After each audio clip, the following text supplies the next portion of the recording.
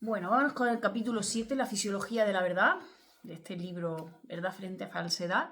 Y aquí nos dice que la capacidad de reconocer y comprender la verdad es concordante con los niveles de conciencia. También depende de la anatomía cerebral y depende de la fisiología del cerebro, además de los patrones subconscientes, los patrones prevalientes, le llama aquí, ¿no? En definitiva, lo que nos viene a comentar en este capítulo es que en función de cómo esté calibrada nuestra conciencia, si está por debajo de 200, está por encima, hay una diferencia muy significativa. Cuando estamos por debajo de 200, dice que el cerebro izquierdo es el dominante en el procesamiento de información y que hay un circuito muy rápido y que va con retraso la respuesta emocional, porque la respuesta emocional se produce antes de que el intelecto, de que la inteligencia y la cognición tengan la posibilidad de modificarla. Es decir, somos más reactivos, ¿no? Dice, es parecido al cerebro animal, ¿no? Y entonces, como no somos animales, en principio, lo que ocurre es que nos domina el ego, ¿no? Y el ego salta a la primera de cambio y controla todo lo que hacemos. Tanto el instinto animal como la prevalencia del ego son fundamentalmente objetos o medios para la supervivencia personal, porque al final se persigue lo mismo, ¿no? Pero así funcionamos, ¿no? El intelecto se convierte principalmente en una herramienta al servicio de los impulsos animales y de los impulsos egoístas, ¿no? Porque al final vamos buscando la supervivencia y lo habitual es que estemos en lucha o estemos en huida y bueno, se liberan en nuestro cuerpo, en nuestra mente, la cortisona o la adrenalina, ¿no? Y cuando hacemos la prueba kinesiológica, en esta situación, por debajo de 200, se produce un debilitamiento transitorio de la musculatura corporal, ¿no? O sea, la prueba kinesiológica es negativa o débil, ¿no? Y además nos dice que hay patrones de reacción al estrés cuando estamos en esta situación. Primero hay una reacción de alarma, nos alarmamos. Después hay una etapa de resistencia, es decir, no, nos negamos. Y luego hay una etapa de agotamiento o alteración fisiológica, ¿vale? En este caso, cuando estamos por debajo de 200, el dominio del cerebro izquierdo también refleja una conciencia espiritual limitada y podemos decir que incluso en algunos casos inexistente, ¿no? Porque estamos programados precisamente para eso, para la supervivencia animal. Sin embargo, ¿qué pasa cuando tenemos un nivel de conciencia por encima de 200 o por encima? Pues que en este caso estamos dominados por el cerebro derecho, si somos personas diestras y si no al contrario, y que los estímulos se gestionan a través del córtex prefrontal del cerebro y desde ahí se va al centro emocional, ¿no? La percepción de aquello que vemos o que percibimos que a través de los sentidos queda modificada por la inteligencia y el significado general de un suceso queda contextualizado de acuerdo con el nivel de conciencia prevalente. Es decir, aquí ya no somos tan lentos, sino que ya sí somos capaces de aplicar nuestro filtro, por así decirlo, ¿no? Dice que se suele recordar más el suceso benigno que el que habría quedado grabado mediante una respuesta estrictamente del cerebro izquierdo, ¿no? Aquí se generan endorfinas, oxitocina, que son las que desarrollan los instintos maternales, ¿no? Del cuidado a los demás, etcétera, ¿no? Y la respuesta de la prueba kinesiológica es fuerte y positiva, al contrario que en el otro lado, ¿no?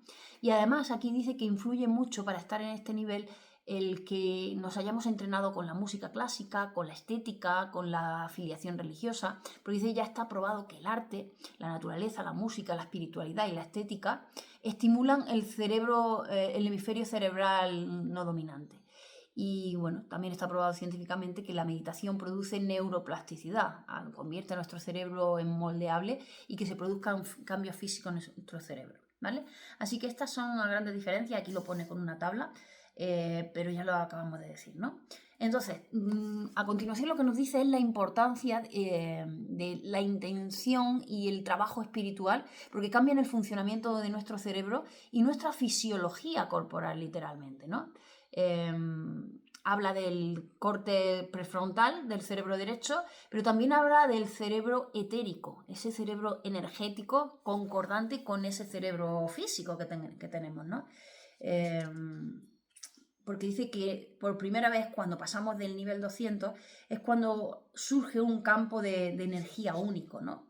Y el cerebro etérico, el cerebro puramente energético, empieza a causar efectos, ¿no? Y además dice que esto es una realidad, que distintas culturas de la sociedad y a lo largo de la historia han hablado de la realidad de este cuerpo energético, ¿no? Se ha hablado del alma, el Ka en el antiguo Egipto, en muchas culturas, ¿no? Y nos dice que el reino animal tiene un campo energético grupal, como campo atractor, y que es como que tienen la conciencia de grupo, pero sin embargo los seres humanos tenemos un cuerpo espiritual o etérico que es individual, ¿no? Y ahí es donde se sitúan los patrones y el campo vibratorio de los niveles de conciencia en evolución, ¿no? El cerebro físico se convierte en el vehículo no físico de un contenido espiritual individualizado, es decir, hay algo más allá de lo que se ve físicamente. Y por debajo del nivel de conciencia, el individuo está dominado por el campo colectivo de la conciencia de ese nivel. Actúa como si fuera un animal, ¿no? El cerebro etérico dice que es espiritual, espiritualizado y personal, ¿no? Y bueno, sabemos que tenemos el libre albedrío y que puede llevar a la conciencia del individuo por encima del punto crítico de 200, ¿no? Es decir, aquí en este punto crítico de 200 aparece la voluntad de trascender barreras anteriores, ¿no? Y aparece la rendición. La rendición a un principio superior, a la vida, a Dios, a lo que sea, ¿no? Y esto nos lleva a actitudes como arriesgar la vida por los demás, a perdonar frente a odiar, a tener humildad frente al orgullo, a rendirse a la divinidad, como hemos dicho, o a renunciar a la falsedad en búsqueda de la verdad, ¿no? Que es lo que estamos haciendo aquí.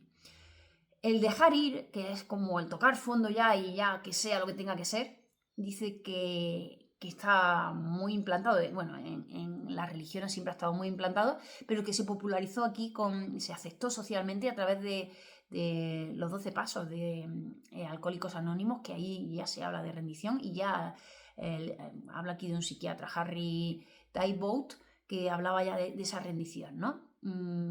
Y además, no como una rendición de la voluntad personal a Dios, sino que ya ha sido reconocida en nuestra sociedad como algo crucial para la resolución de los problemas humanos, individuales y colectivos, ¿no?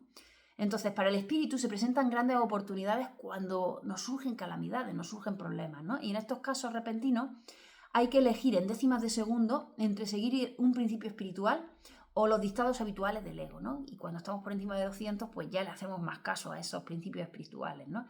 Pone el ejemplo de cómo las mujeres, por más general, esto lo tienen bastante arraigado, ¿no? Porque por el hecho de dar a luz, hay un alto porcentaje de mortalidad y sin embargo, si la mujer, como pasa actualmente, ya no muere de forma habitual en el parto, pues aún así está dispuesta a sacrificarse por los hijos, por el marido, por el hogar, y el camino a la sumisión a la autoridad, cualquiera que sea su forma tradicional y cualquiera que sea la cultura, quedó establecido como un camino a Dios, ¿no? Nos habla de otro ejemplo, no solo de las mujeres, sino del caso militar, ¿no?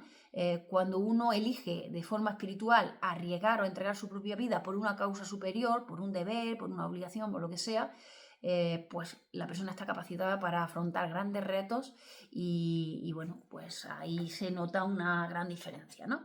Así que este es el resumen de mi parte, interesante y bueno, vamos a seguir con este libro maravilloso.